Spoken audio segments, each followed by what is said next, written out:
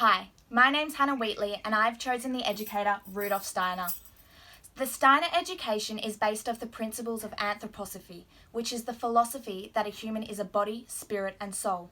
Steiner's aim was to meet the needs of the future and knew the education system needed to change in order to cater for everyone's individuality. There are now over 1,000 Steiner schools across 60 different countries, making it one of the largest independent school movements ever. Steiner wanted to create students who were able to be free-minded, creative, make their own judgments and find their own purpose and direction in life. What was significant about his contribution? Well, Steiner developed a spiritual movement that he called anthroposophy, which is based on the idea that a child's moral, spiritual and creative sides need as much attention as their intellect. Steiner developed 3 stages to the curriculum: 0 to 7, which was the physical stage, 7 to 14, the imaginative stage, and 14 to 21, the spiritual stage. At each stage, there are different activities and projects that have been developed to help the child through that part of their journey. What did he contribute to educational thinking or practices?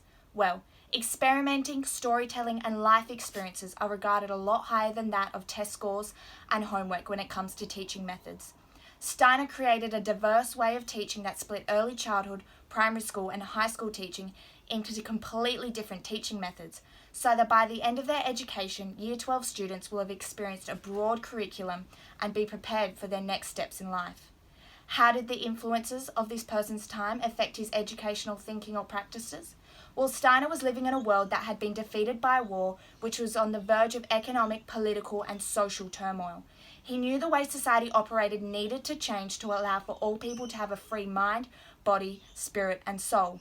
World War I ended in 1918, and by 1919, Steiner was opening his first ever school for factory children of low status, making this school a pioneer for social justice in the education system.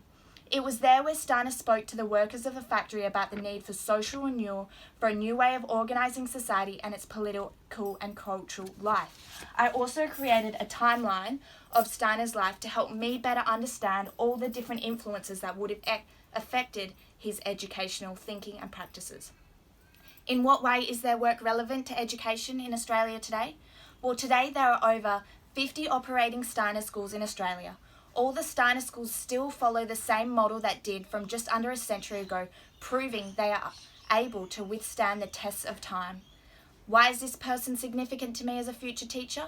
Well, I strongly believe that a lot of students can easily get left behind and slip through the cracks in our education system. Steiner schools nurture the individuality in each child and help it blossom. Every child will develop at different rates, and I believe we shouldn't be testing each child off one another and constantly comparing grades and academics.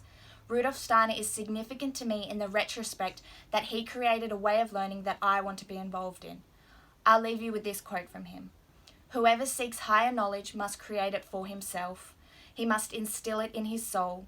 It cannot be done by study. It can only be done through life."